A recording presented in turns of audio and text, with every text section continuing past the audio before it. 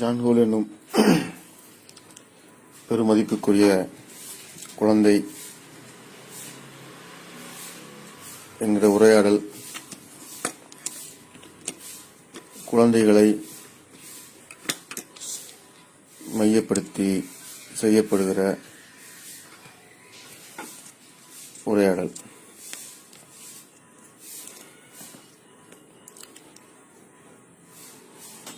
John hold எனும் ஆளுமையை ஒரு மதிப்பிற்குரிய குழந்தையாக பார்ப்பதற்கு மிகுந்த முக்கிய காரணம் இருக்கிறது.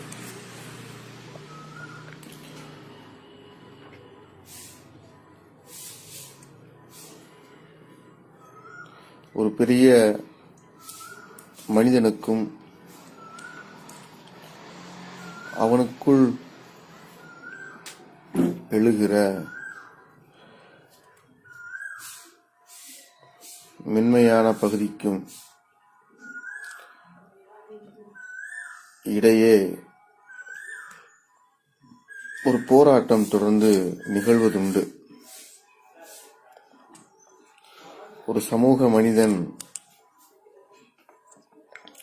சமூக அங்கீகாரத்தோடு தன் வாழ்வை வடிவமைத்துக் கொள்வதற்கு முயற்சி செய்கிறவர்.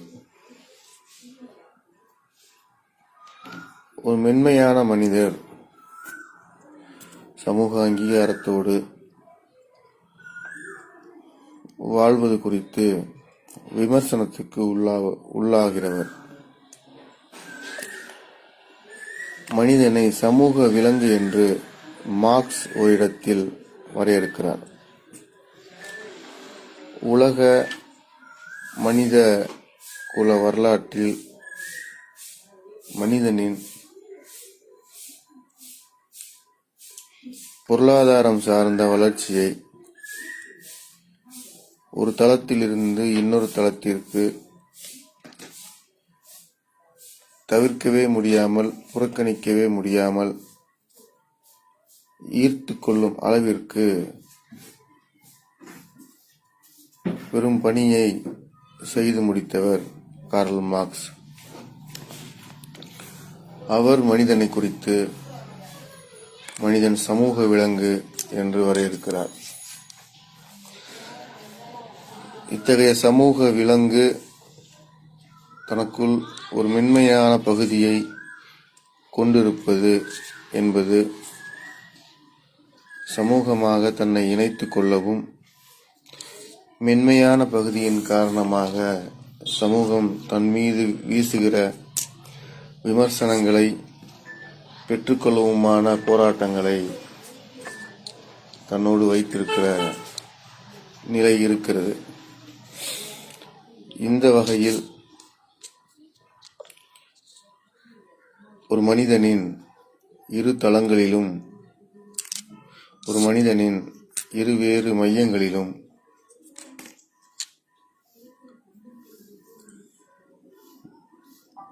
இருக்கிற அடிப்படையான சாராம்சம் விலகாமல், சிதறாமல்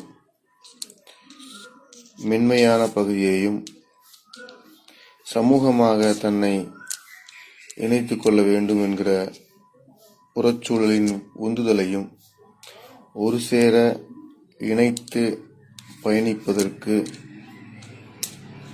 முயற்சி செய்து பார்த்தவர்களில் ஜான் ஹோல்டும் ஒருவராக நான் பார்க்கிறேன். அப்படி பார்ப்பதற்கு, அவர் அப்படித்தான் பார்த்திருக்கிறார் என்பதற்கு ஒரே ஆவணம் அவர் எழுதிய கட்டுரைகளும் புத்தகங்களும்.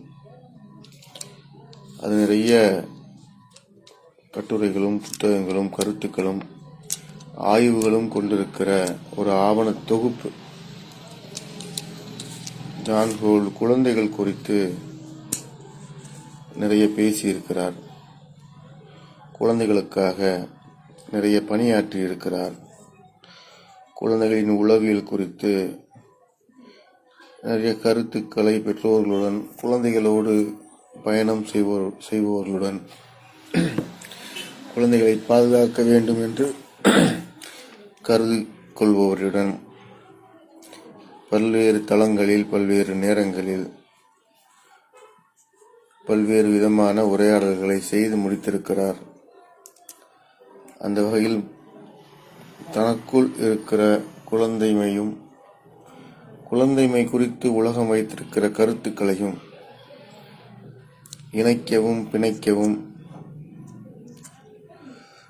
விளக்குவமாக இருக்கிற எல்லா மட்டங்களிலும் ஒரு முறை பயணித்து பார்க்கிற ஒரு சாகச முயற்சியில் ஜான் ஹோல்ட் ஈடுபட்டிருக்கிறார் என்பதை அவர் கருத்துக்களின் வழியாக, புத்தகங்களின் வழியாக நாம் பார்க்க முடிகிறது. ஜான் ஹோல்ட் மற்ற கல்வியாளர்கள் போல ஒரு பரிந்துரையை செய்வதன் வழியாக குழந்தைகளை பார்க்கவும், கடந்து போகவும் செய்யவில்லை. கல்வியாளர்கள் என்று அறியப்படுபவர்கள் சமூகம் வைத்திருக்கிற சமூகத்திற்கு உரிய கல்வியை ஏதாவது ஒரு வகையில் குழந்தைகளுக்கு கற்றுக் கொடுக்க வேண்டும் என்று பெரும் அக்கறையோடு தம் முயற்சிகளை செய்தவர்கள். உதாரணமாக, சமூகம் ஒரு கல்வியை வைத்திருக்கிறது, சில மொழி அறிவை வைத்திருக்கிறது, கணித அறிவை வைத்திருக்கிறது. இந்த மொழி அறிவையும் கணித அறிவையும் அப்படியே சமூகம் வைத்துக் கொள்ளட்டும். அந்த அறிவை கற்றுக்கொள்ள வேண்டிய தேவை வருகிற போது குழந்தைகள் அவர்களுக்கு 10 வயதோ 12 வயதோ நிகழும்போது அவற்றை பெற்றுக்கொள்ளட்டும் என்று வினோபா தன் கல்வி முறையில் வலியுறுத்துகிறார். வினோபாவின் வலியுறுத்தல் கல்வி முறையில் குழந்தைகள் கற்றுக்கொள்வதற்கான அழுத்தத்தை வயது என்கிற சாதகமான பொருண்மையின் கீழ் வகைப்படுத்த முயற்சிக்கிறார். ஒரு குறிப்பிட்ட வயதுக்கு கீழ் குழந்தைகள் அழுத்தப்படுவதாகவும், ஒரு குறிப்பிட்ட வயது வந்த பிறகு அந்த அழுத்தம் குறைவதாகவோ அல்லது அந்த அழுத்தம் பொருட்படுத்தக்கூடியதாகவோ இல்லை என்பதாகவும் வினோபா தன் பயணத்தில் உணர்கிறார். அந்த வகையில் அவர் கல்வி முறை அவ்வாறே இருக்கட்டும், ஆனால் குழந்தைகள் கற்கிற வயது மாற்றத்திற்குரியதாக இருக்க வேண்டும் என்று தன் கல்வி முறையில் வலியுறுத்துகிறார். உணர்வான கல்வியாக, உணர்வை கண்டுகொள்கிற கல்வியாக இருக்க வேண்டும் என்று கல்வி குறித்து தாகூர் ஒரு முறையை பரிந்துரைக்கிறார். தாகூரின் சமகாலத்தில் அந்த கல்வி முறை இருந்த கல்வி முறைகளில் இருந்து சற்று இலக்கியத்தரமான கல்வியை தாகூரும் செய்கிறார். இலக்கியத்தரமான கல்வி எல்லா மாணவர்களுக்கும் பொதுவாக இருக்க வாய்ப்பில்லை. இலக்கியத்தை நெருக்கமாக உள்வாங்கிக் கொள்கிற மாணவர்களும், இலக்கியத்தை தர்க்கம் கொண்டு கடந்து செல்கிற மாணவர்களும், இலக்கியத்தை படிக்க முடியாமல் ஏற்றத்தாழ்வாக சிக்கலில் இருக்கிற மாணவர்களும் இருக்கக்கூடும். பசியோடு இருக்கிற ஒரு மாணவனுக்கு சீவக சிந்தாமணியின் இலக்கிய சாரத்தை சொல்லி புரிய வைக்க வேண்டிய அவசியம் இருக்காது. புரிந்து கொள்வதற்கான நிதானமும் அவருக்கு இருக்க வாய்ப்பில்லை. எனவே இலக்கிய கல்வியில் அனைவருக்கும் பொதுவான கல்வி முறையாக இருக்காது என்கிற சூழல் இருந்தாலும், மாணவர்கள் மீது கொண்ட அக்கறையின் காரணமாக தாகூர் ஒரு கல்வி முறையை உருவாக்குகிறார். இலக்கியமாக, உணர்வாக அந்த கல்வி முறை அமைய வேண்டும் என்று முயற்சி செய்து பார்க்கிறார்.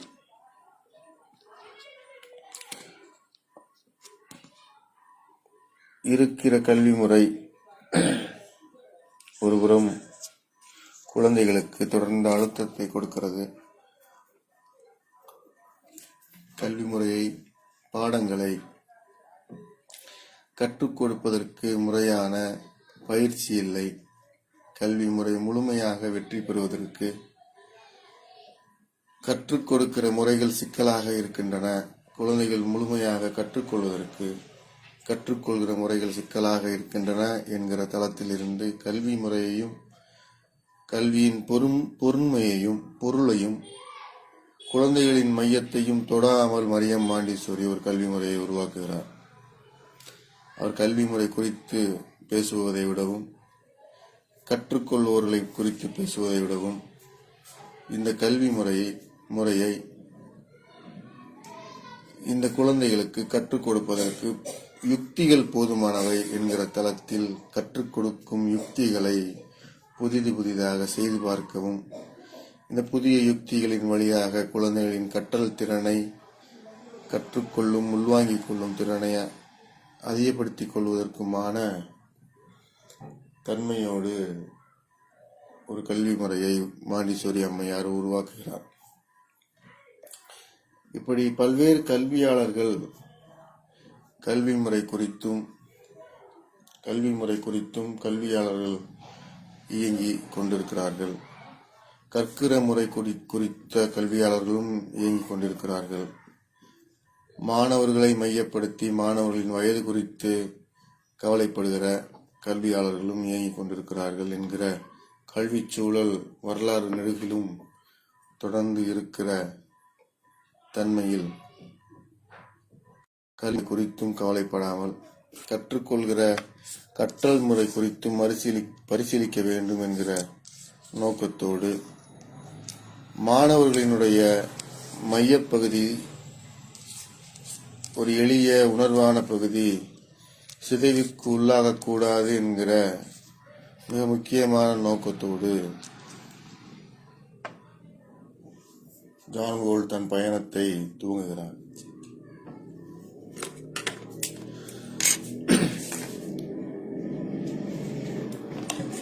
கல்வி என்பது ஒரு மனிதனுக்குள் இருக்கிற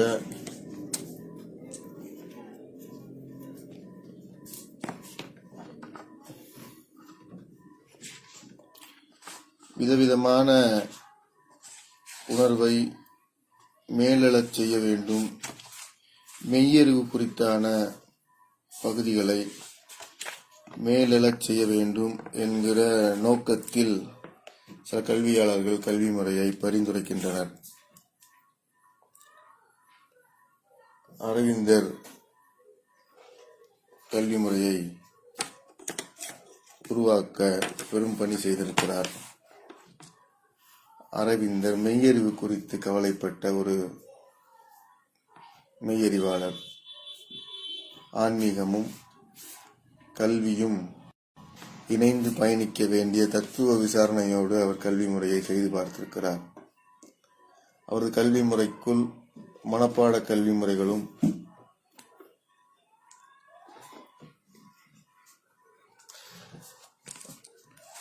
சமயம் சார்ந்த கல்வி முறைக்குமாக இருக்கிற இடைவெளி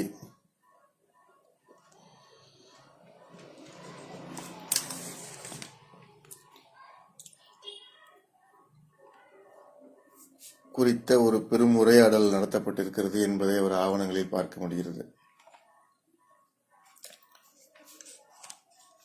மேலும் அரவிந்தர் போன்றதொரு கல்விமானின், மெய்யறிவாளரின் பரிந்துரை என்பது, இந்திய மரபில் உருவாகிற பரிந்துரை என்பது இந்த புற உலகம் நிரந்தரமில்லாதது என்றும் பின் வருகிற உலகத்திற்குள் நுழைவதற்கு ஒரு வாழ்வு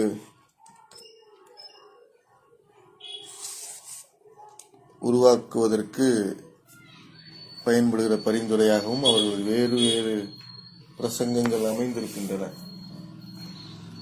அந்த பிரசங்கங்களின் வழியாக அவர்கள் கல்வி முறையையும் பார்க்கின்றனர்.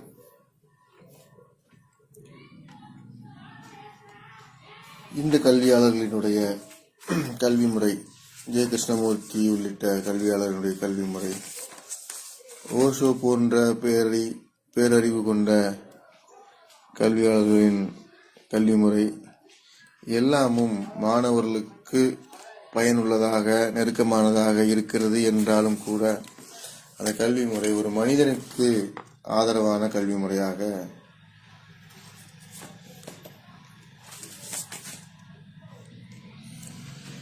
ஒரு மனிதனின் உள்ளுணர்வுக்கு மேம்பாட்டிற்கு ஆதரவான கல்வி முறையாக இருக்கிறது என்று பார்க்கிறோம்.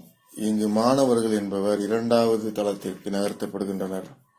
இந்த தத்துவ மாமேதைகள் முழுவதும் கல்வியை தத்துவத்திலிருந்து விசாரிக்கிற பார்வை கொண்டவர்களாக இருக்கின்றனர்.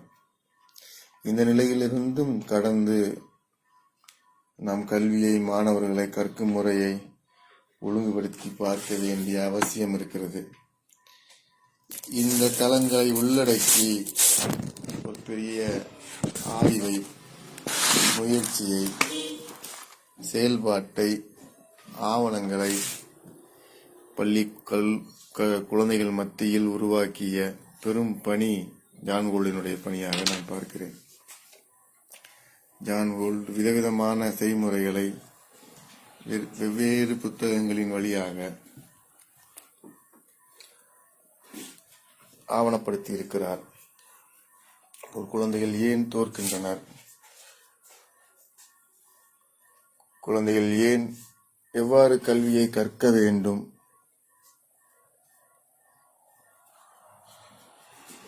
குழந்தைகளுக்கு கணிதமும் வணிகமும்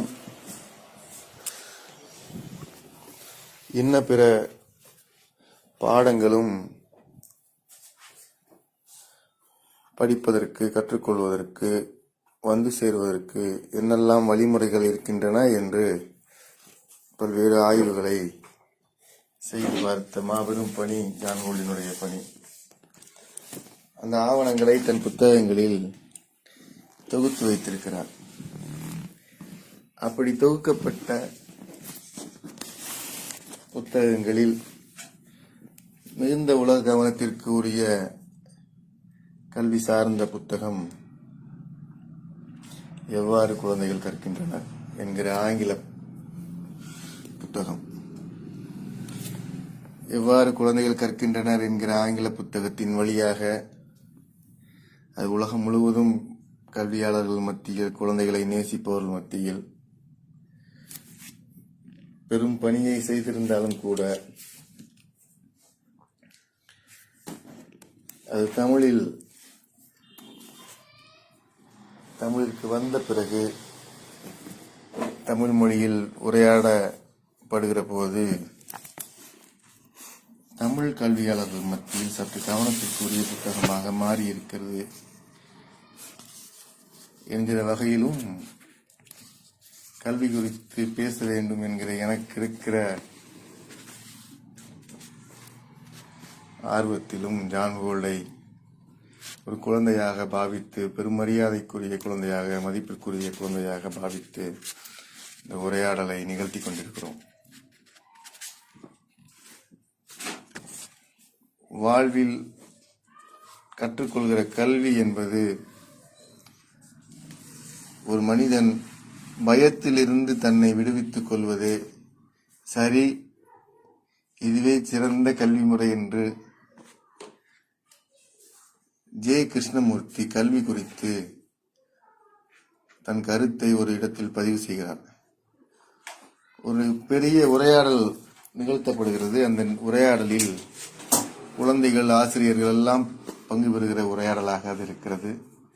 அந்த உரையாடலில் எது கல்வி என்று பேசுகிற போது பயத்தில் இருந்து யார் ஒருவர் விடுதலையாவதற்கு எந்த ஒன்று உதவுகிறதோ அந்த ஒன்று சிறந்த கல்வியாக இருக்க முடியும் என்று ஜே கிருஷ்ணமூர்த்தி கூறுகிறார். பயத்திலிருந்து விடுதலையாவது என்பது சமூகத்தில் இருக்கிற மிக முக்கியமான விடுதலையாக கொள்ள முடியும். மிக முக்கியமான விடுதலையாக கொள்ள முடியும் என்று நான் கூறுவதற்கு காரணம், பயம், சமூகம் என்கிற 2 தளங்களுக்கு இடையே இருக்கிற உறவு என்பது அப்படியானது. இது கல்வி முறையா என்றால் வாழ்வதற்கான கல்வி முறை, வாழ்க்கைக்கான கல்வி முறை. வாழ்வை எவ்வாறு எதிர்கொள்ள வேண்டும் என்று கிழக்கத்திய மறைஞானிகள், மெய்யறிவாளர்கள் இப்படி நூற்றுக்கணக்கான ஆவணங்களை, உரையாடல்களை செய்து தொகுத்து வைத்திருக்கிற சூழலும் இருக்கிறது. இந்த சூழல் கடந்து பள்ளிக்கூடங்களுக்குள் பள்ளிக்கூடங்களாக இருப்பதற்கு என்ன செய்ய வேண்டும் என்று முயற்சித்து பார்த்தவர்களில் முக்கியமானவர் ஜான் ஹோல்ட். அது பெரும் மதிப்பிற்குரிய குழந்தையின் புத்தகம் பள்ளிக்கூடங்கள் குழந்தைகளை என்ன செய்கின்றன, கல்வியாளர்கள் குழந்தைகளை என்ன செய்கின்றனர், ஆசிரியர்கள் குழந்தைகளை என்ன செய்கின்றனர், பெற்றோர்கள் குழந்தைகளை என்ன செய்கின்றனர், குழந்தை காப்பாளர்கள் குழந்தைகளை என்ன செய்கின்றனர், சாலையில் உங்கள் கண் முன்னே ஒரு குழந்தை நடக்கிறது, ஓடுகிறது, விழுகிறது, எழுகிறது என்று நீங்கள் பார்க்கிற போது அந்த குழந்தையை நீங்கள் என்ன செய்கின்றீர்கள் என்றெல்லாம் கூட ஒவ்வொன்றையும் நேர்மையான தன்மையோடு விசாரித்து பார்க்கிற பெரும் வேலையை, விசாரிக்க வேண்டும் என்ற வழிகாட்டுதலை இந்த சமூகத்திற்கு ஜான் ஹோல்ட் கொடுத்து சென்றிருக்கிறார் என்று நான் பார்க்கிறேன். அந்த வகையிலேயே ஜான் ஹோல்டை பெருமதிப்பிற்குரிய குழந்தையாக, குழந்தைகளுக்குரிய பெருமதிப்பு மிக்கவராக நாம் பார்க்க வேண்டும் என்றும் கருதுகிறேன். அந்த தன்மையிலிருந்து ஜான் ஹோல்டின் இந்த உரையாடல், ஜான் ஹோல்டு பற்றிய இந்த உரையாடல், ஜான் ஹோல்டு குறித்த, ஜான் ஹோல்டு செய்த வேலைகள் மீதான விசாரணையும் விமர்சனமும் கொண்டிருக்கிற இந்த உரையாடல் குழந்தைகள் பற்றிய உரையாடலாகவும் நான் பார்க்கிறேன். ஜான் ஹோல்ட் தன் புத்தகத்தில் சொல்கிற செய்தி, குழந்தைகள் எவ்வாறு கற்கின்றனர் என்பதை விடவும், குழந்தைகள் கற்றலின் வழியாக என்னவெல்லாம் ஆகின்றனர்,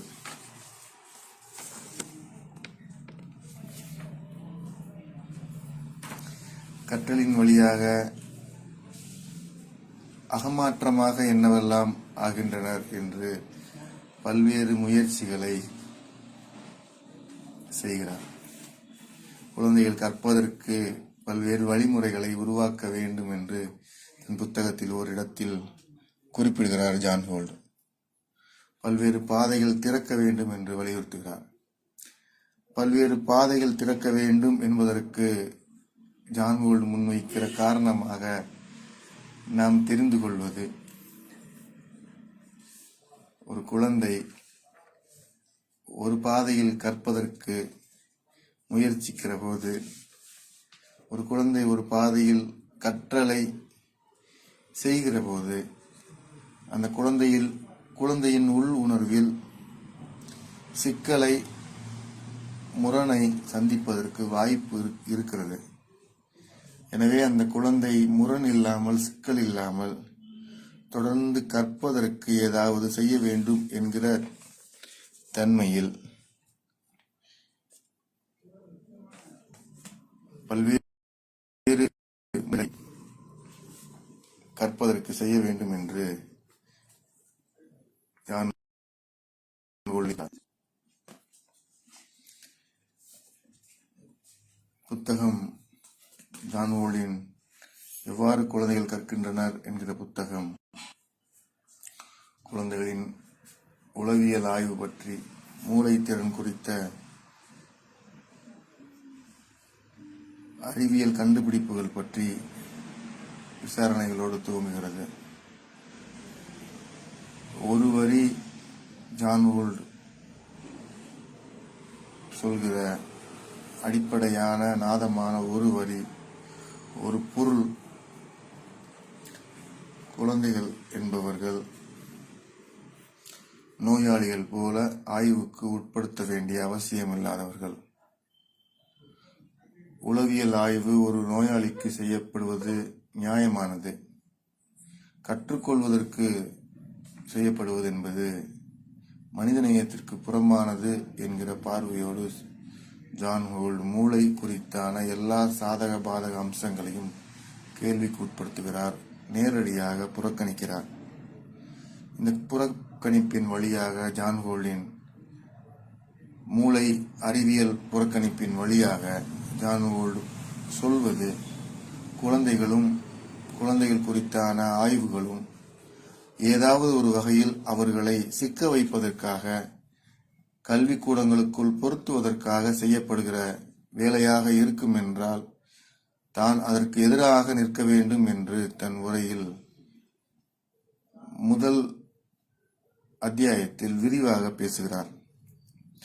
இந்த விரிவான உரைக்காக காரணம், குழந்தைகள் குறித்த அத்தனை வகையான சிக்கல்களை இந்த சமூகம் சுமந்து கொண்டிருக்கிறது. இன்றும் கூட எப்படியாவது என் குழந்தை மாவட்ட ஆட்சியராக மாறிவிட வேண்டும் என்று குதிக்கிற பெற்றோர்கள் இருக்கத்தான் செய்கின்றனர். பொறியாளராக, மருத்துவராக மாறுவதற்கு எத்தனை லட்சங்களையும் பொருளாதாரமாக செலவழிப்பதற்கு அந்த குழந்தையை நிர்பந்திக்கிற பெற்றோர்கள் அதிகரித்துக் கொண்டிருக்கிற சமூகமாக ஒரு புறம் இருக்கிறது. இந்த அதிகமாகக்கூடிய எண்ணிக்கையை தனக்கு சாதகமாக பயன்படுத்திக் கொள்வதற்கு நிறுவனங்கள் குழந்தை குறித்து, குழந்தையின் கற்றல் குறித்து, மூளை செயல்பாடு குறித்து தரவுகளை சேகரித்துக் கொண்டு அவற்றை குழந்தைகளை மயக்குவதற்கும், குழந்தைகளை கவனமிழக்க செய்வதற்கும், குழந்தைகளை தயார் செய்வதற்குரிய எல்லா வேலைகளையும் ஒரு செயல்பாட்டு இயங்குமுறையோடு செய்வதற்கு நிறுவனங்கள் தயாரிப்புகளை செய்து கொண்டும் இருக்கின்றன. இந்த மூளை செயல்பாடு குறித்த, கற்றல் செயல்பாடு குறித்து செய்யப்படுகிற எல்லா ஆய்வுகளும் குழந்தைகளுக்குள் செய்யப்படுகிறது என்று பார்க்கிற போது அந்த குழந்தையை வேறொன்றாக மாற்றுவதற்கு செய்யப்படுவதாக ஜான் ஹோல்ட் பார்க்கிறார். அந்த முரண்பாடு அவரது பதிவுகளில் வெளிப்படுகிறது. குழந்தைகளை ஆய்வு செய்வது அவர்களை கல்விக்கூடங்களுக்குள் பொருத்துவதாக இருக்கும் என்றால் அது குழந்தைகளுக்கு எதிரானது மட்டுமல்ல, குழந்தைகள் கல்வி தரத்திற்கு எதிரானது மட்டுமல்ல, மனிதநேயத்திற்கு விரோதமான செயல், மனிதனின் வளர்ச்சிக்கு விரோதமான செயல் என்கிற தன்மையில் ஜான் ஹோல்ட் தன் பதிவை குறித்து வைத்திருப்பது நாம் பார்க்க முடிகிறது. கல்விச்சாலைகளில் நடப்பதை, பரிசோதனை கூடங்களில் நடப்பதை, ஒரு எலிகள் போல், தவளைகள் போல் குழந்தைகள் உட்படுத்தப்படுவதை எதுவாக பார்ப்பது என்கிற கேள்வி குழந்தைகளை நேசிக்கிற எல்லோருக்கும் வருவது இயல்பு. ஒரு எலியை பரிசோதிக்கின்றனர் என்பது ஒரு மருத்துவ பரிசோதனையாக ஏற்றுக்கொள்ளலாம். ஒரு தவளையை பரிசோதிக்கின்றனர் என்பது ஒரு மானுட வளர்ச்சிக்கு தடையாயிருக்கிற பெருந்தொற்றை வெல்வதற்கான பரிசோதனையாக நாம் புரிந்து கொள்ள முடியும். ஒரு குழந்தையை பரிசோதிப்பதற்கு கல்விக்கூடங்கள் காரணமாக இருக்கின்றன என்பது எத்தகைய வருத்தமளிக்கிற உண்மை என்று நாம் பார்க்கிற வகையில் ஜான் ஹோல்ட் தன் பதிவை முதல் அத்தியாயத்தில் மூளைக்கு எதிராக, மூளை செயல்பாட்டுக்கு எதிராக பதிவு செய்கிறார். இந்த நோக்கத்தில் செய்யப்படுகிற பரிசோதனைகளை புறக்கணிக்க வேண்டும் என்று நமக்கு வலியுறுத்துகிறார். இந்த வகையில் குழந்தைகள் குறித்த முதல் அத்தியாயம் அவர்கள் செயல்பாடுகள் குறித்த, அவர்கள் செயல்பாடுகளின் மீது அக்கறையாக இருப்பதற்காக நாம் செய்கிற, சமூகம் செய்கிற பரிசோதனைகள் குறித்த எந்த ஒன்றிற்கும் எதிரான கலகமாக இருக்கிறது. கலகக்காரர்கள் சமூகத்தில் வந்து கொண்டே இருப்பர் என்று தமிழகத்தில் மிக உயர்வாக பேசப்படுகிற, வாசிக்கப்படுகிற ஈவே ராமசாமி பெரியார் கூறுவதாக நான் படித்திருக்கிறேன். சமூக கலகத்திற்கு சமூகம் ஒரு திசையில் செல்கிற போது அந்த சமூகத்தின் திசை வழியை மாற்றி அமைப்பதற்கான ஒரு பெரும் முயற்சியை துவங்கிய, மறுக்க முடியாத கலகக்காரராக அறியப்பட்ட ஒரு சமூக செயல்பாட்டாளர் ஈவே ராமசாமி பெரியார். அவர் கழகம் குறித்து அவர் வெளிப்படுத்துகிற கருத்து மிக முக்கியமானது. சமூகம் எப்போதெல்லாம் சிக்கலுக்குள் நகர்கிறதோ செயல்படுகிறதோ அந்த சிக்கலை உடைத்து கட்டுவதற்கு கலகக்காரர்கள் தேவைப்படுவார்கள். அவர்கள் சமூகத்தின் செயல்பாட்டை செயல் வழியை நற்திசையில் மாற்றுவார்கள் என்கிற பொருள்பட செய்தவர், எழுதியவர், வாழ்ந்தும் காட்டியவர் என்று நாம் அவரது வாழ்க்கை வரலாறை பார்க்கிற போது கண்டுகொள்ள முடியும். இத்தகைய கலகம் செய்கிற பண்பு எப்போதெல்லாம் சிக்கல் நிகழ்கிறதோ அப்போதெல்லாம் நிகழத்தான் செய்கிறது என்பதாக கல்விக்கூடங்களுக்குள் பார்க்கிற போது ஜான் கோல்டின் கலகம் முக்கியமானதாக தோன்றுகிறது.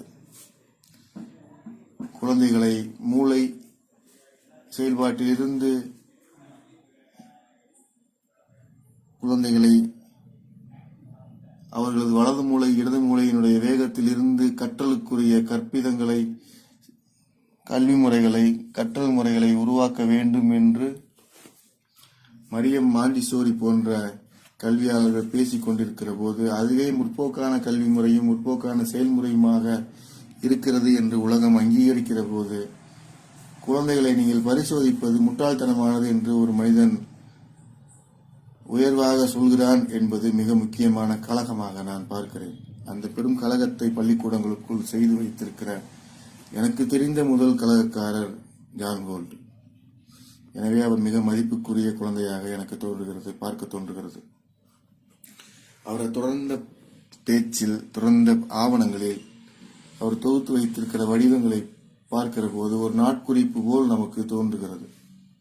தொடர்ந்து ஒவ்வொரு நாளும் ஜூலை மாதம், ஆகஸ்ட் மாதம், செப்டம்பர் மாதம் என்று குழந்தைகளுக்கும் தனக்கும் நடந்த உரையாடல்களை, முயற்சிகளை, அவர் பார்த்த செய்திகளை, குழந்தைகள் தமக்குள் செய்து கொண்டிருக்கிற செயல்பாடுகளை நாள் குறித்து தொகுத்து ஆவணமாக்கி இருக்கிறார். ஒன்றொன்றுக்குள்ளும் மிக நேர்மையாக விசாரணையை செய்து பார்க்க வேண்டும் என்று முயற்சியை மேற்கொண்டிருக்கிறார் என்பதை அவரது தொகுத்து வைத்திருக்கிற பேரழகின் வழியாக நாம் பார்க்க முடிகிறது. விளையாட்டுகளும் சோதனை முயற்சிகளும் எவ்வாறு இருக்கின்றன என்று ஒரு அத்தியாயத்தில் ஜான் கோல்ட் பேசுகிறார். விளையாட்டுக்கள், சோதனை முயற்சிகள் என்று இரண்டு வகையான தளம் மிக முக்கியமானது. அந்த இரண்டு வகையான தளத்தின் வழியாக ஜான் கோல்ட் பேசுகிற உரையாடல் என்பது குழந்தைகள் குறித்து நமக்கு இருக்கிற பேதமையான பகுதியை கேள்விக்குள்ளாக்குகிறது. நமக்கு பெரியவர்களுக்கு குழந்தைகளை பற்றி நமக்கு எல்லாம் தெரியும் என்று மார்தட்டி கொள்கிற நபர்களுக்கு மிக முக்கியமான மறுவிசாரணையை இந்த இரண்டாவது அத்தியாயம் உருவாக்குகிறது. குறிப்பாக குழந்தைகள் பற்றிய நம் பார்வையின் மீதான மறுவிசாரணை அது. குழந்தைகள் எப்போதும் விளையாட்டுத்தனமானவர்கள் என்று நாம் விரும்புகிற கருத்தை குழந்தைகள் மீது ஏற்றி வைத்து அவர்களுக்கு அழுத்தம் கொடுக்கவும் அதை ஆவணப்படுத்தவும் அதுவே சரியென்று நிரூபிக்கவும் பெரும்பாடு பட்டுக் கொண்டிருக்கிறோம் என்று நான் பார்க்கிறேன். அப்படியெல்லாம் பெரும்பாடு ஒன்றும் படுவதற்கில்லை என்று ஜான் கோல்டினுடைய கருத்துக்கள் வழியாக, ஆவணங்களின் வழியாக நாம் பார்க்க முடிகிறது. விளையாட்டுகளும் பரிசோதனை முயற்சிகளும் என்று ஒரு அத்தியாயத்தை தொகுத்து வைத்திருக்கிறார். அந்த அத்தியாயத்தில் ஒரு குழந்தை ஒரு விளையாட்டை செய்கிறது. அந்த விளையாட்டில் ஒரு மனிதனின் சட்டைப்பையில் இருக்கிற பேனாவை எடுத்து அந்த பேனாவை எடுப்பதும் திறப்பதும் மூடுவதுமான ஒரு விளையாட்டை அது செய்கிறது. குழந்தை விளையாட்டுத்தனமாக பேனாவை திறக்கிறது, விளையாட்டுத்தனமாக பேனாவை மூடுகிறது என்று நாம் அதை கடந்து செல்ல முடியும். அப்படித்தான் கடந்து செல்கிறோம். ஒரு குறிப்பிட்ட நேரம் வரை அந்த பேனாவை அந்த குழந்தை எடுக்கவும் திறக்கவும் மூடவும் இருக்கிற போது நம்மால் அதை அனுமதிக்க முடியும். அது விளையாட்டு என்று ஏற்றுக்கொள்ளவும் முடியும். அந்த குழந்தை தன் கையில் வைத்திருக்கிற பேனாவை அந்த குறிப்பிட்ட விளையாட்டு நேரத்தை கடந்து செல்கிற போது ஒன்று அந்த பேனாவை எவ்வாறு பயன்படுத்த வேண்டும் என்று நாம் அந்த குழந்தைக்கு சொல்வதற்கு முயற்சி செய்வோம். இது நிகழ்கிறது. அல்லது அந்த பேனாவை வாங்குவதற்கு, பெற்றுக்கொள்வதற்கு அந்த விளையாட்டில் எரிச்சல் அடைந்தவர்களாக நாம் இன்னொரு வேலையை செய்வோம். இதுவும் நிகழ்கிறது. இந்த இரண்டும் அந்த குழந்தை கையில் வைத்திருக்கிற பேனா விளையாட்டிற்கு எதிரானது என்று ஜான் கோல்ட் பதிவு செய்கிறார். ஜான் கோல்டினுடைய இந்த எதிரானது குழந்தைகளுக்கு எதிரானது, குழந்தையினுடைய விளையாட்டுத்தனத்திற்கு எதிரானது என்று சொல்கிற இந்த அறிவுரை, வழிகாட்டுதல் மிகுந்த கவனத்திற்குரியது.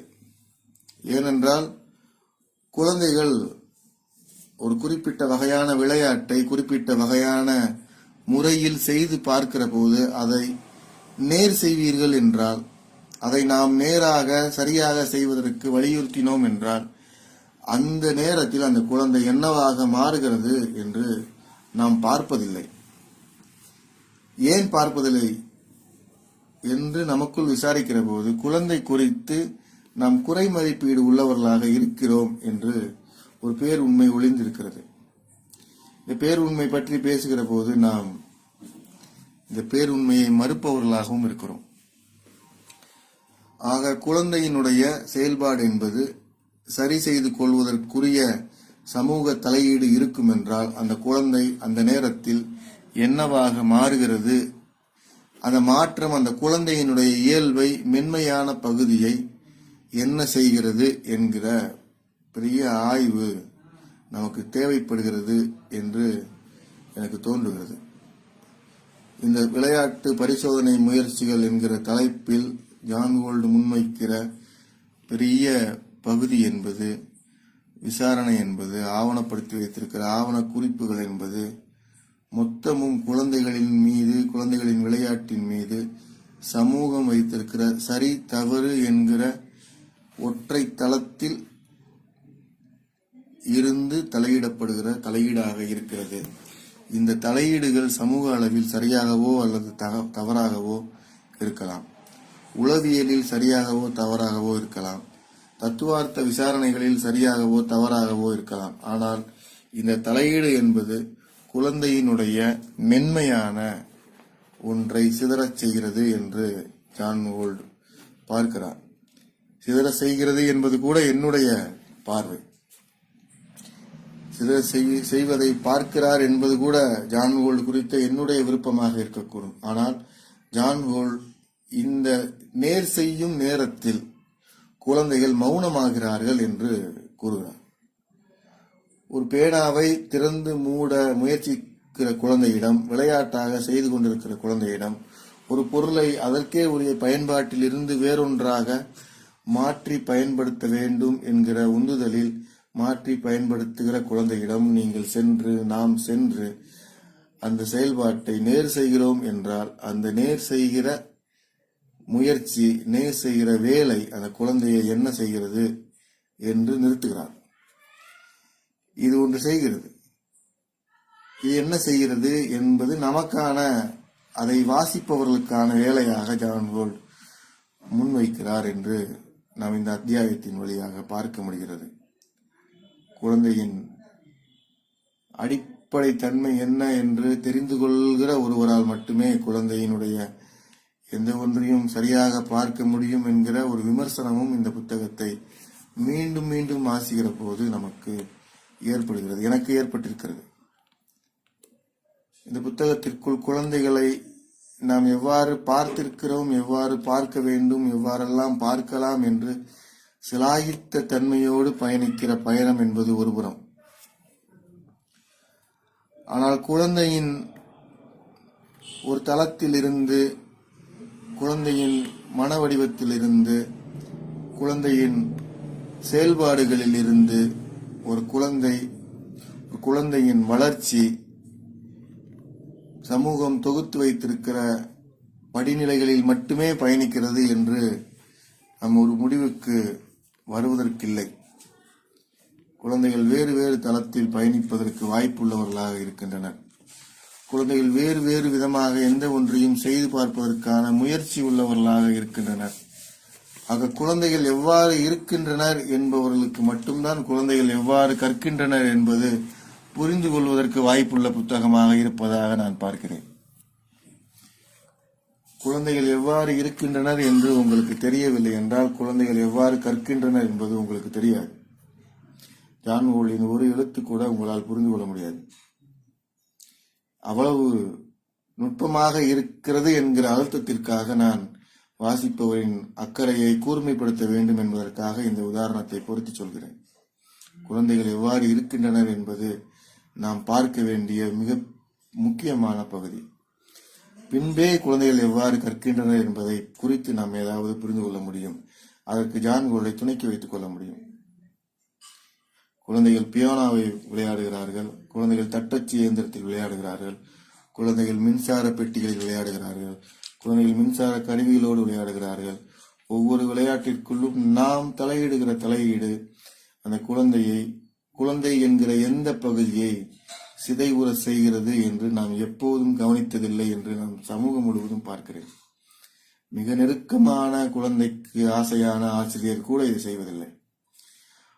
குழந்தைகள் மிக மதிக்கத்தக்க போற்றுகிற நல்லாசிரியர்கள் கூட இதை செய்வதில்லை என்று நான் பார்த்திருக்கிறேன்.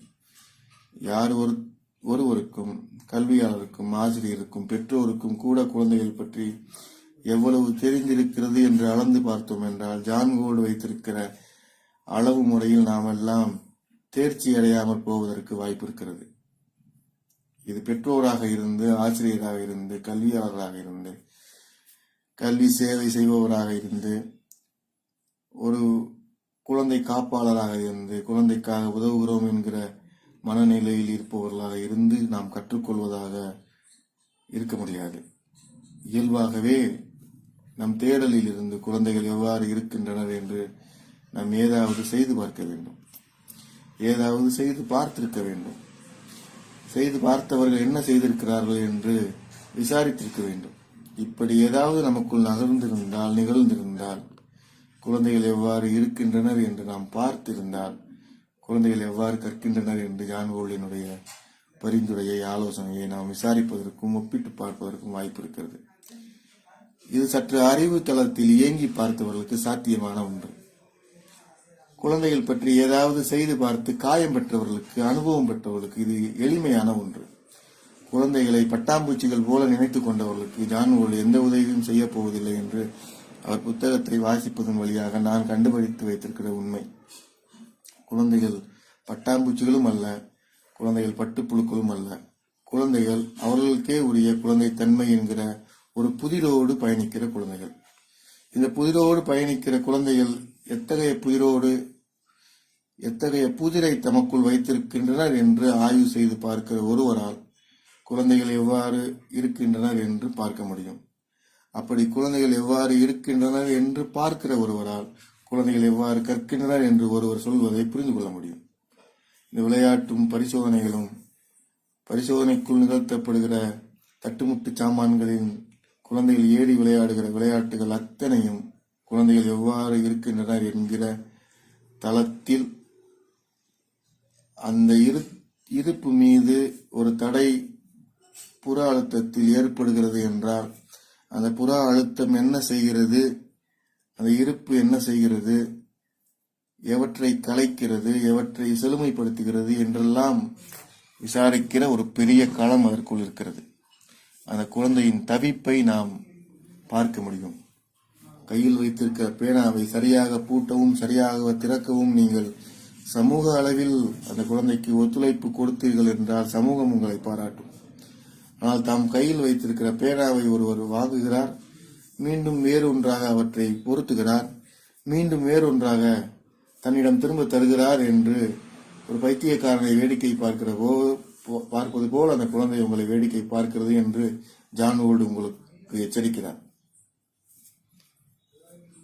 திடீரென்று உங்கள் வீட்டு வாசலில் கதவை திறந்து நீங்கள் வைத்திருக்கிற ரோஜா செடி டப்பாவை, ரோஜா செடி கலனை, தொட்டியை ஒரு கீழே போட்டு உடைத்து விட்டு அந்த மண்ணோடு ரோஜா செடியை உங்கள் தெருவில் இருக்கிற ஒரு குழியில் நட்டு வைத்து ரோஜா செடி இப்படித்தான் வளர வேண்டும் என்று சொன்னால் அவரை நீங்கள் எவ்வாறு பார்ப்பீர்கள்?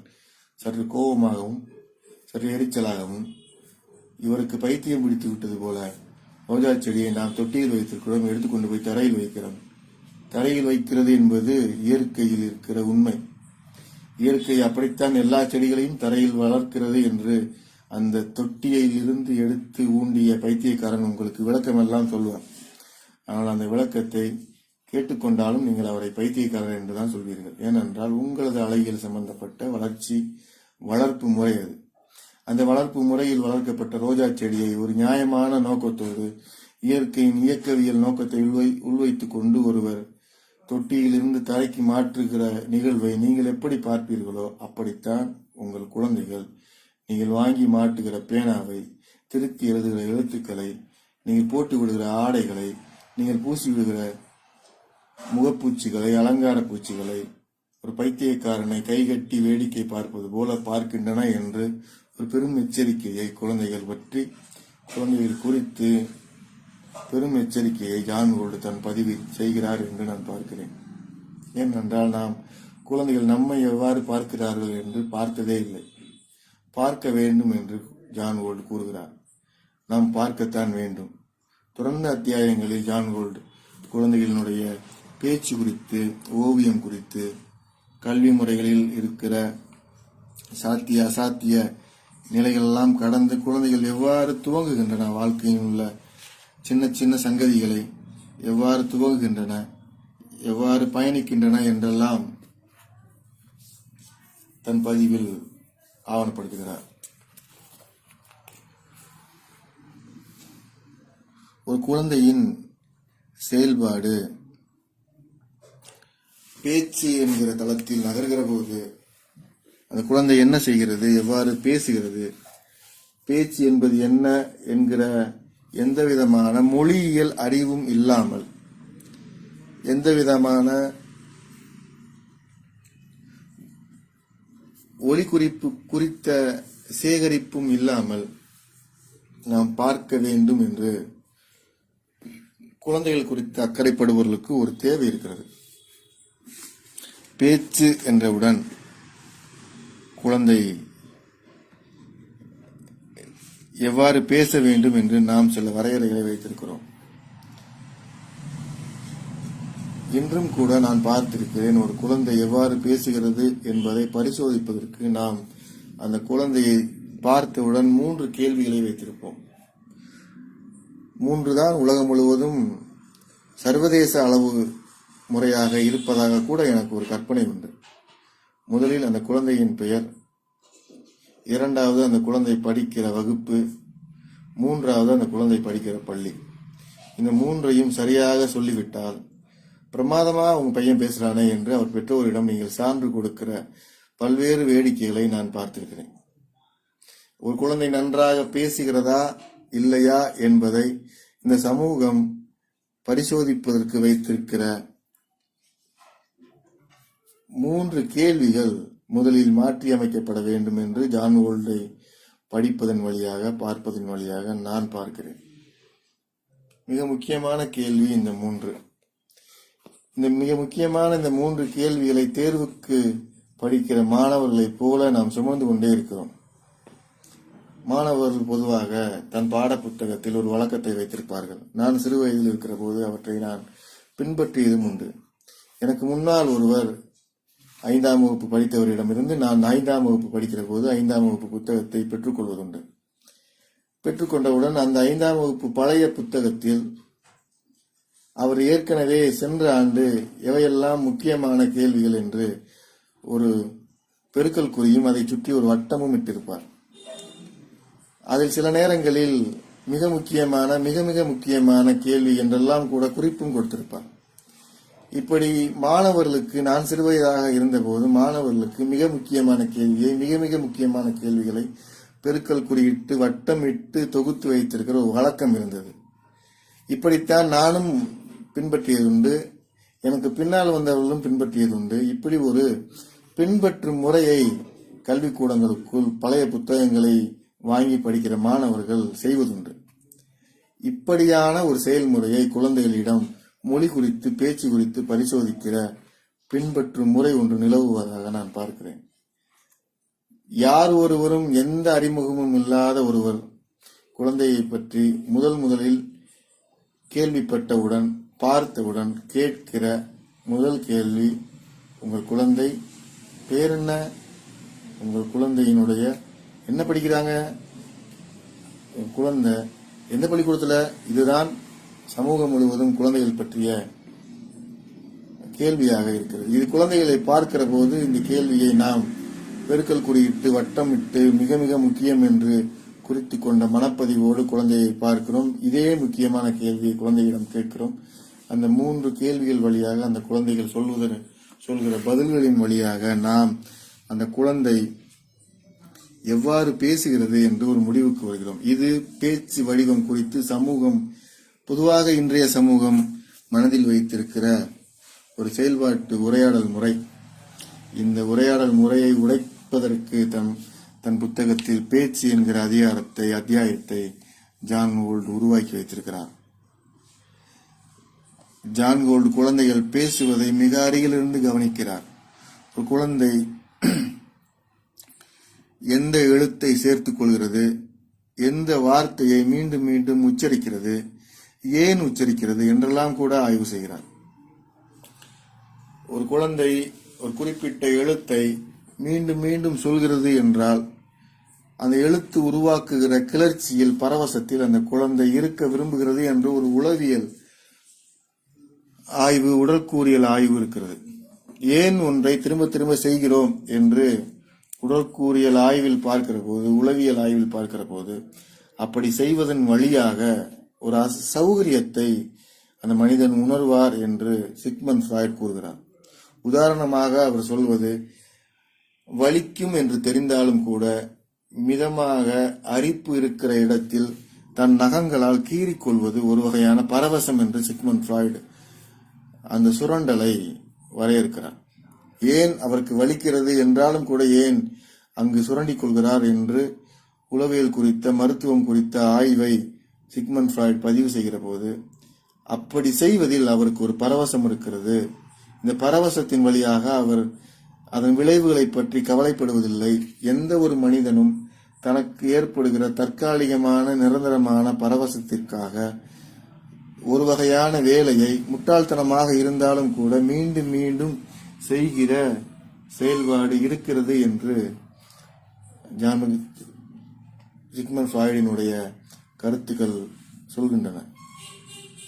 இந்த கருத்தில் இருந்து ஒரு குழந்தையை நாம் பார்க்கிற போது, தனக்கு ஒரு ஒளியை, ஒரு எழுத்தை மேலெண்ணத்தோடு கீழெண்ணத்தோடு உதடை குவித்து உதடை விரித்து பேசுகிற போது ஒரு குழந்தை ஒரு பரவசத்தை உணர்கிறது என்றால், அந்த உணர்வை மீண்டும் மீண்டும் செய்து பார்ப்பதற்கு, ஒரு புதிய முயற்சியாக உருவாக்கி பார்ப்பதற்கு அந்த குழந்தை முயற்சித்துக் கொண்டே இருக்கிறது. எனவே ஒரு குழந்தை ஒரு எழுத்தை, ஒரு வார்த்தையை, ஒரு சொற்றொடரை மீண்டும் மீண்டும் சொல்லுவதும் சொல்லி பின் சிரிப்பதுமான வேலையை செய்கிறது என்கிற உளவியல் பேராசனினுடைய பேருண்மையோடு ஜான் கோல்டினுடைய பேச்சு அத்தியாயத்திற்குள் சில கருத்துக்களை நாம் பார்க்க முடிகிறது. இத்தகைய பார்வையோடு குழந்தைகள் இருக்கின்றன என்று நாம் புரிந்து கொள்கிற போது அவர்களின் பேச்சு நமக்கு வேறொரு வடிவத்தில் பார்ப்பதற்குரிய பொருளாக மாறுகிறது, பார்ப்பதற்குரிய செயலாக மாறுகிறது. நம் வீட்டில் வளர்கிற ஒரு குழந்தை ஒரே வார்த்தையை மீண்டும் மீண்டும் சொல்கிறது என்றால், அந்த குழந்தையினுடைய சொல்லாடல் வழியாக அந்த குழந்தையின் காற்று சார்ந்த உடல் இயங்குமுறை விரிவாக செயல்பட துவங்குகிறது என்று வேறொரு குழந்தை வளர்ச்சி குறித்தான ஆய்வு விவரிக்கிறது.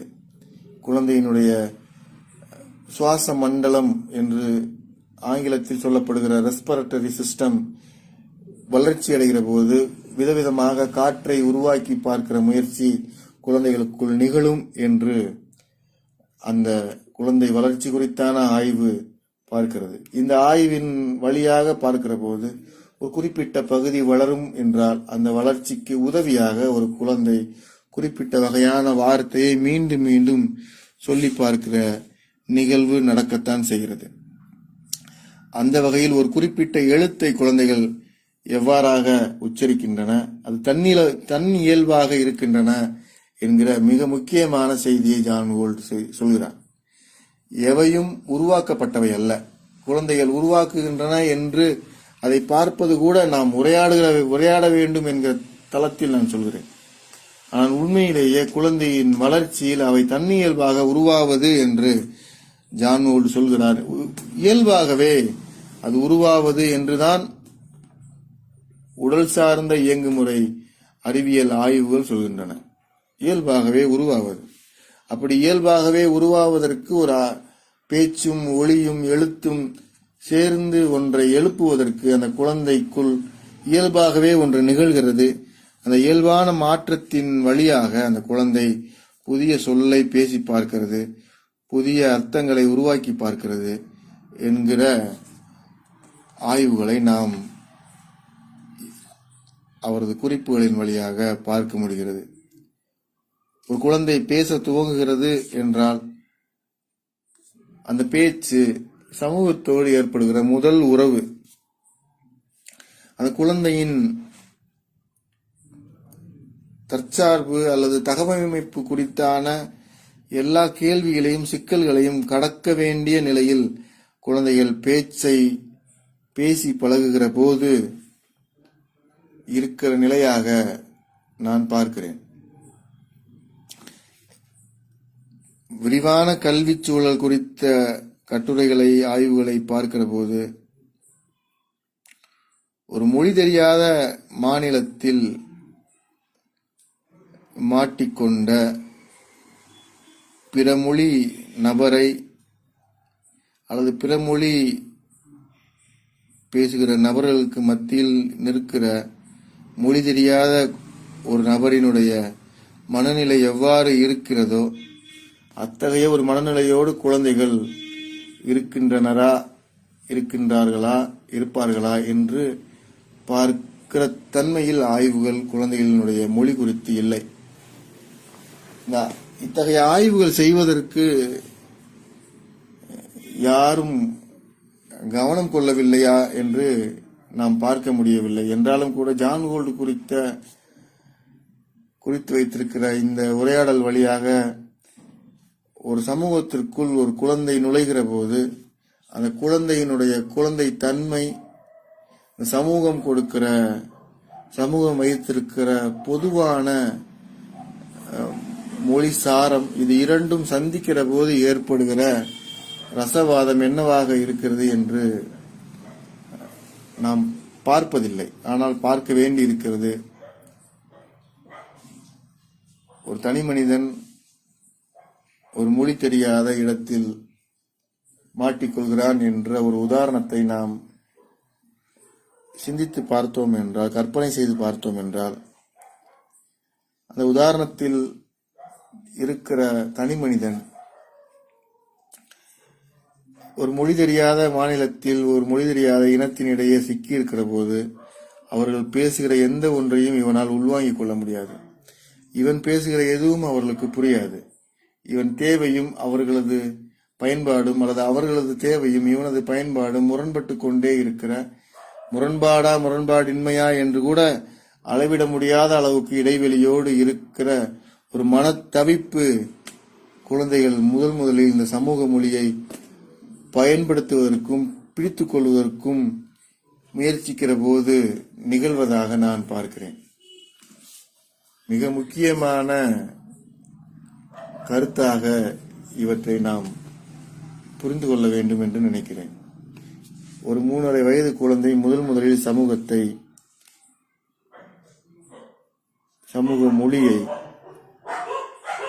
எந்த ஒன்றாக பார்ப்பதென்றே தெரியாத தன்மையில் தன் மொழி குறித்து தான் கற்று வைத்திருக்கிற, தனக்கு தெரிந்து வைத்திருக்கிற சத்தங்களை தொகுத்து சமூகத்தில் எழுப்பி பார்க்கிறது.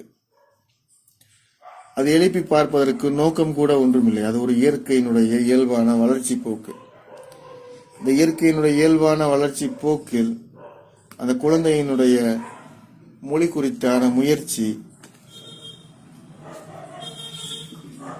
இந்த மொழி குறித்தான செயல்பாடு, இவை எல்லாமும் அந்த குழந்தை, அந்த சமூகம் இடையே இருக்கிற அந்த இடைவெளியையும் சேர்மானத்தையும்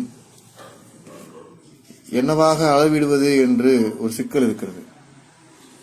ஆனாலும் குழந்தைகள் இவற்றுக்குள் பயணிக்கிற ஒன்றை செய்கிறார்கள். அது குழந்தை என்கிற அளவில் நாம் பார்த்தோம் என்றாலும் சரி, குழந்தையினுடைய செயல்பாடு குறித்து அக்கறைப்படாமல் ஒரு தத்துவார்த்த தர்க்கத்தில் பார்த்தோம் என்றாலும் சரி, இந்த இடைவெளியை நாம் புரிந்து கொள்ள முடியும். சமூக மொழியை குழந்தைகள் 3 வயதில் 3.5 வயதில் நேரடியாக நெருக்கமாக பார்க்கின்றனர். இந்த சமூக மொழியோடு தம் மொழியை இணைத்துக் கொள்வதற்கு குழந்தைகள் எடுக்கிற முயற்சியில் சமூக மொழியை தனக்கான மொழியாக தனக்குள் செலுத்திக் கொள்வதற்கு குழந்தைகள் திறந்து வைக்கிற வாய்ப்பில் அவர்கள் என்னவாக மாறுகிறார்கள் என்பது மிக முக்கியமான விவாத பொருள். ஒரு புதிய மொழி சமூகம் உருவாக்கி வைத்திருக்கிற மொழி குறித்தான தரம், அந்த மொழி பற்றி எந்த அபிப்பிராயமும் எந்த சிந்தனையும் இல்லாத ஒரு குழந்தைக்குள் மோதுகிற போது, அந்த மொழியை பேசினால்தான் நாம் வாழ முடியும் என்கிற நிர்பந்தத்தை தருகிற போது, அந்த மொழியோடு உறவு கொள்ள வேண்டும் என்கிற அழுத்தத்தை உருவாக்குகிற போது, அந்த குழந்தை என்னவாகிறது, அந்த மொழி என்ன செல்வாக்கு அந்த குழந்தை மீது செலுத்துகிறது என்று மிக முக்கியமான தளம் இருக்கிறது. அந்த தளம் குறித்த ஆய்வை செய்து பார்ப்பதற்கு எனக்கு உதவியது ஜான்கோல்ட் மொழி பேசுகிற போது குழந்தைகள் என்னவாகிறார்கள் என்று பார்க்க சொல்கிற போது நான் புரிந்து கொண்டது, ஒரு இடைவெளியை குழந்தைகள் எதிர்கொள்வதன் வழியாக சிறிது சிதறி போகிறார்கள் என்று பார்க்கிறேன். குழந்தைகள் எவ்வாறு ஒருமைப்படுகிறார்கள் என்று இந்த பேச்சு என்கிற அத்தியாயத்தில் நாம் பார்க்க முடியும். மொழி வழியாக, மொழியினுடைய அழகான உச்சரிப்பின் வழியாக, ஒரு சொல்லை மீண்டும் மீண்டும் சொல்வதன் வழியாக, ஒரு சொற்றொடரை உருவாக்கி பார்ப்பதன் வழியாக அந்த குழந்தைகள் எவ்வாறு வளர்கிறார்கள் என்று நாம் பார்க்கவும் புரிந்து கொள்ளவும் முடியும் என்று இந்த அத்தியாயத்தில் ஆவணப்படுத்துகிறார். இது ஒன்றாக கூர்மைப்படுத்துகிற தன்மையோடும் அவை இருக்கிறது. சிதறலான செய்திகளை பார்க்க முடிகிறது. சிதறலான செய்திகளை பார்க்க முடிகிற போது ஒரு குழந்தை அந்த சிதறலான செய்திகளை ஒழுங்குபடுத்துகிற யுக்திகள் என்னவாக இருக்கிறது என்றும் தொகுக்க முடிகிறது. எல்லாமும் குழந்தைகளுக்குள் இருக்கிற மாற்றம், குழந்தைகளுக்குள் இருக்கிற வளர்ச்சி என்கிற தளத்திலிருந்து இந்த பேச்சு என்கிற அத்தியாயத்திற்குள் வேறு வேறு விதமான செய்திகளை பேசி பார்க்கிறார் ஜான்கோல்ட். ஆனாலும் கூட இதனுடைய மற்றொரு பகுதியாக சமூகம் புரியாத ஒரு மொழியை குழந்தைகளுக்கு முன் பேசிக் கொண்டிருக்கிற போது அந்த குழந்தைகள் அவற்றை எவ்வாறு கடக்கின்றனர், உள்வாங்கிக் கொள்கின்றனர் என்கிற உரையாடலும் முக்கியமானதாக நாம் பேச வேண்டும் என்று நினைக்கிறேன்.